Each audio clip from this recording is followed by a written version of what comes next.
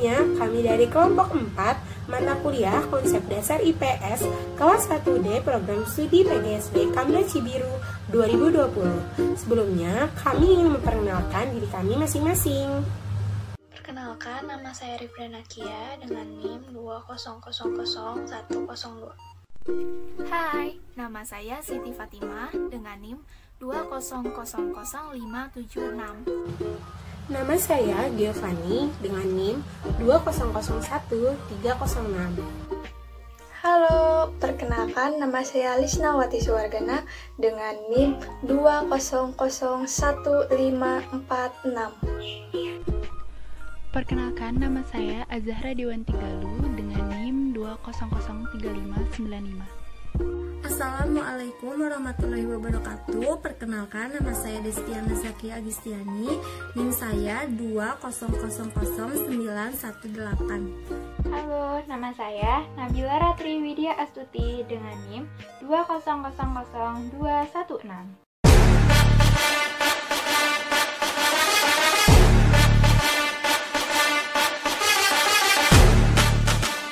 Pengertian keterampilan dasar ilmu-ilmu sosial. Keterampilan dasar ilmu-ilmu sosial adalah ketangkasan daya pikir manusia untuk memperoleh informasi yang menggunakan metode-metode ilmiah untuk menjawab suatu pertanyaan. Keterampilan dasar ilmu sosial. Pengertian keterampilan bertanya. Apa sih bertanya itu? Bertanya adalah keterampilan dasar yang harus dimiliki oleh seorang guru, karena keterampilan bertanya adalah keterampilan yang bersifat mendasar dan dipersyaratkan bagi penguasaan keterampilan berikutnya. Keterampilan bertanya adalah suatu cara menyajikan bahan pelajaran dalam bentuk pertanyaan dari guru yang harus dijawab oleh siswa ataupun sebaliknya. Keterampilan bertanya terdiri dari keterampilan bertanya dasar dan keterampilan bertanya lanjut. Keterampilan bertanya dasar memiliki beberapa komponen yang perlu diterapkan dalam menyajikan pertanyaan. Keterampilan bertanya dasar adalah mengembangkan kemampuan siswa dalam meningkatkan berpikir kognitif tingkat tinggi yang mencangkup pertanyaan yang jelas dan singkat, pemberian acuan, pemusatan perhatian, pemindahan giliran, penyebaran pertanyaan, pemberian waktu berpikir, dan pemberian tuntunan. Apabila di dalam proses belajar mengajar terjadi interaksi yang cukup baik, maka siswa akan semakin aktif, mereka akan menambah wawasannya karena ada keberanian di dalam dirinya untuk bertanya ataupun menambahkan pematerian yang telah disampaikan oleh guru-gurunya. Tujuan penggunaan keterampilan bertanya dasar dalam pembelajaran bukan hanya untuk memperoleh informasi, tetapi juga untuk meningkatkan terjadinya interaksi sehingga pembelajaran menjadi lebih aktif. Penggunaan pertanyaan memiliki pengaruh yang sangat berarti, tidak hanya terhadap hasil belajar siswa, tetapi juga terhadap situasi sosial di lingkungan kelas maupun antara murid dengan murid. Nah, jadi di sini keterampilan bertanya dasar ini erat kaitannya dengan hubungan timbal balik atau mutualisme antara guru dengan murid atau bahkan murid dengan murid, di mana para siswa dapat aktif untuk menyampaikan pematerian atau bahkan menambahkan pematerian. Keterampilan bertanya lanjut merupakan lanjutan dari keterampilan bertanya dasar, yang lebih mengutamakan upaya pengembangan kemampuan berpikir siswa agar terbiasa melakukan inisiatif sendiri. Adapun komponen-komponen bertanya lanjut yaitu 1. Mengubah susunan tingkat kognitif dalam menjawab pertanyaan. 2. Penggunaan pertanyaan pelacak dan meningkatkan terjadinya interaksi. Dalam kaitan dengan keterampilan bertanya lanjut, peningkatan terjadinya interaksi dapat dilakukan dengan cara sebagai berikut. 1. Pengubahan tingkat konatif dalam menjawab pertanyaan. 2. Pengaturan urutan pertanyaan. 3. Penggunaan pertanyaan melacak. 4. Peningkatan terjadinya interaksi. Selanjutnya adalah alasan mengapa seorang guru sangat penting memiliki keterampilan bertanya. Antara lain, 1. Kebiasaan guru terlalu sering menggunakan metode ceramah. Kebiasaan siswa dalam bertanya dapat melatih siswa untuk mengemukakan gagasan dan memperbaiki salah persepsi tentang bertanya. 2. Kebiasaan guru menggunakan metode ceramah tidak menguntungkan bagi tercapainya tujuan pembelajaran karena cenderung menempatkan guru sebagai sumber informasi, sedangkan siswa hanya sebagai penerima informasi yang pasif. 3. Latar belakang kehidupan anak di lingkungan keluarga dan masyarakat kurang melatih anak untuk mengeluarkan pendapat atau mengajukan pertanyaan. 4.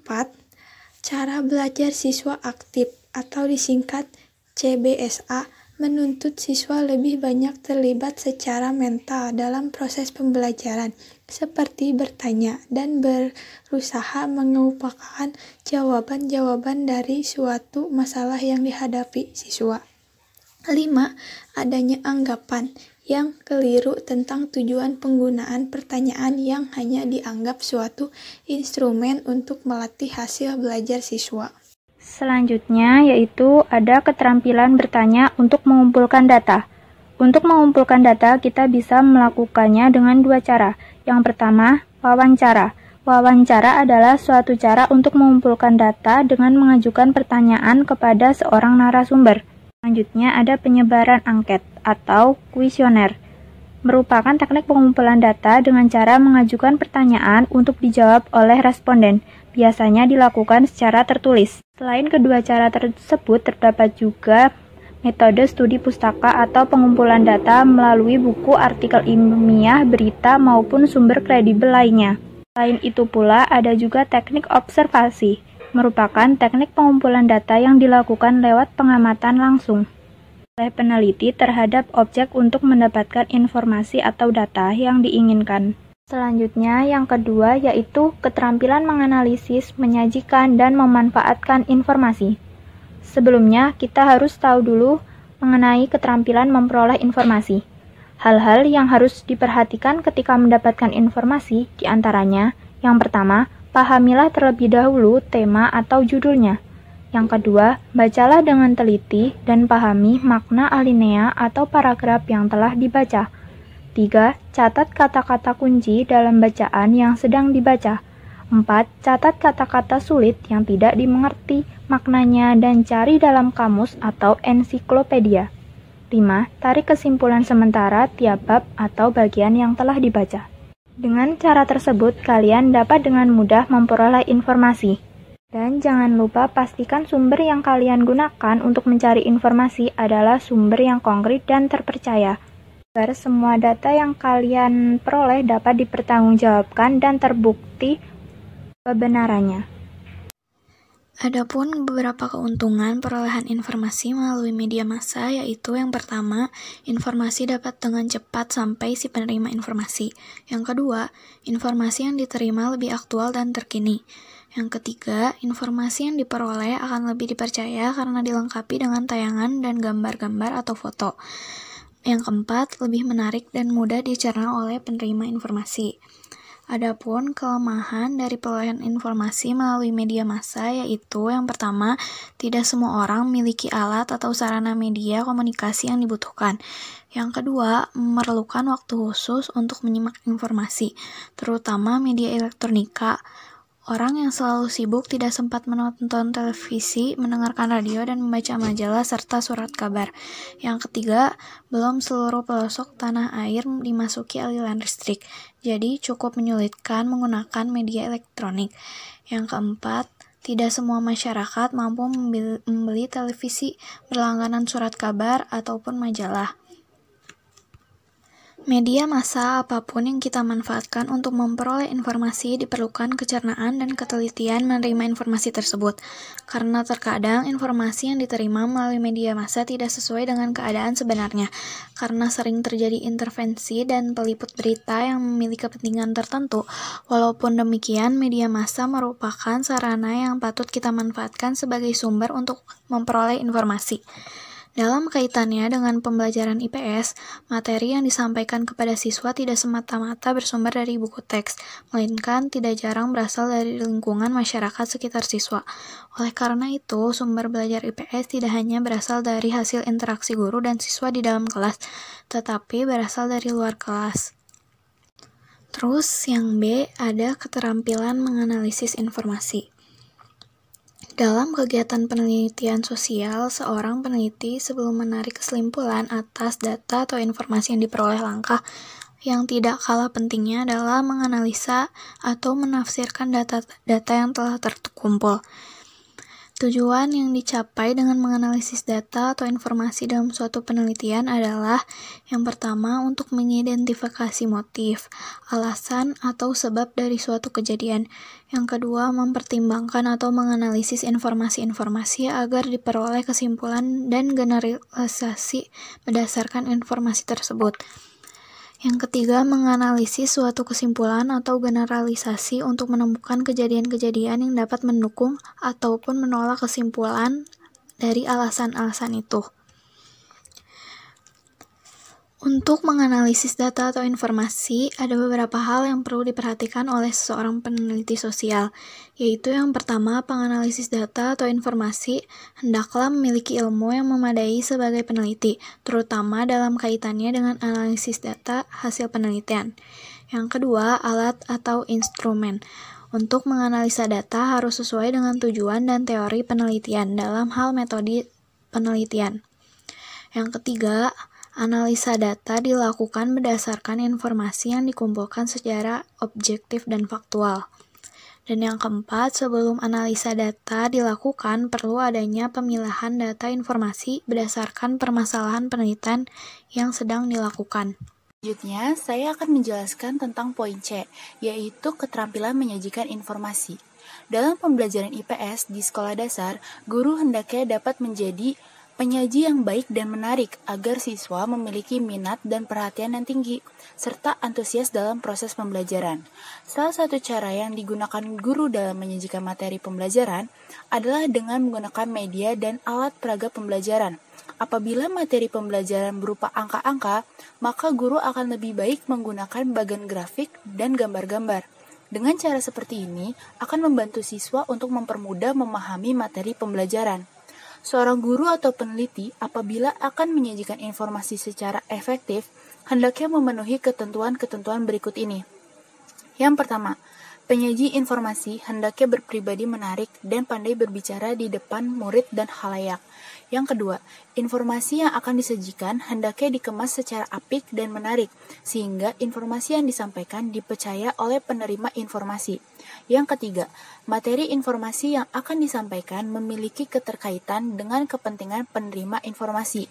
Dan yang keempat, informasi yang disampaikan dapat dijadikan dasar penyusunan rencana pembangunan di masa yang akan datang. Selanjutnya, ada poin D, yaitu keterampilan memanfaatkan informasi. Setiap informasi yang dimiliki oleh seseorang baru dianggap bermanfaat bila ia dapat memanfaatkan dan menggunakan informasi-informasi dalam pekerjaannya sehari-hari.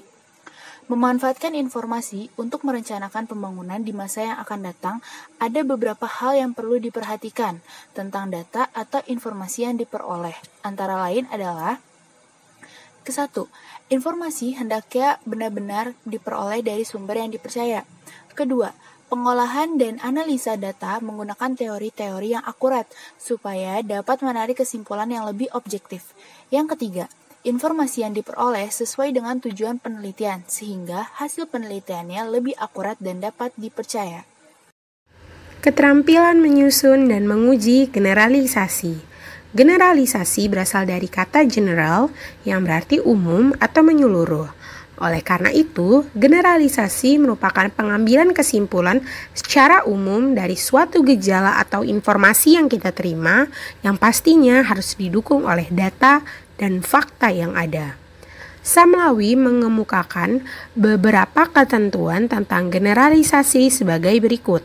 Pertama, generalisasi merupakan sejumlah konsep yang memiliki keterkaitan makna. Kedua, generalisasi adalah pernyataan tentang hubungan di antara konsep. Ketiga, generalisasi mengemukakan sejumlah besar informasi. Keempat, kebenaran suatu generalisasi ditentukan oleh rujukan pembuktian.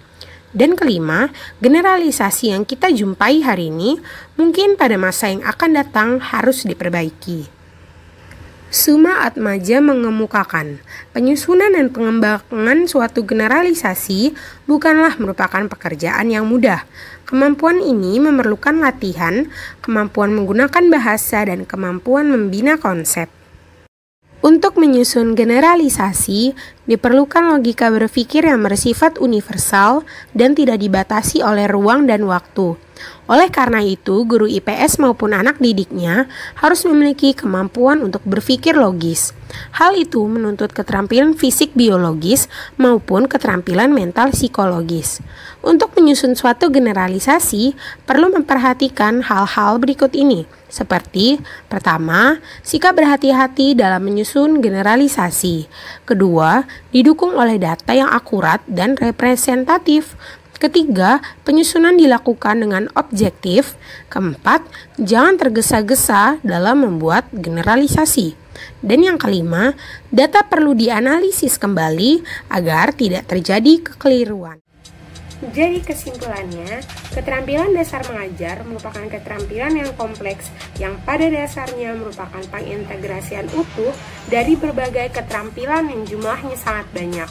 Beberapa keterampilan dasar mengajar dalam pembelajaran IPS SD yang harus dikuasai kita sebagai calon guru antara lain keterampilan membuka dan menutup pelajaran, keterampilan menjelaskan, keterampilan bertanya, keterampilan memberi penguatan, keterampilan mengadakan variasi, keterampilan membimbing diskusi kelompok kecil, keterampilan mengelola kelas, serta keterampilan mengajar kelompok kecil dan perorangan. Sekian dari kami kelompok 4, terima kasih. Dah.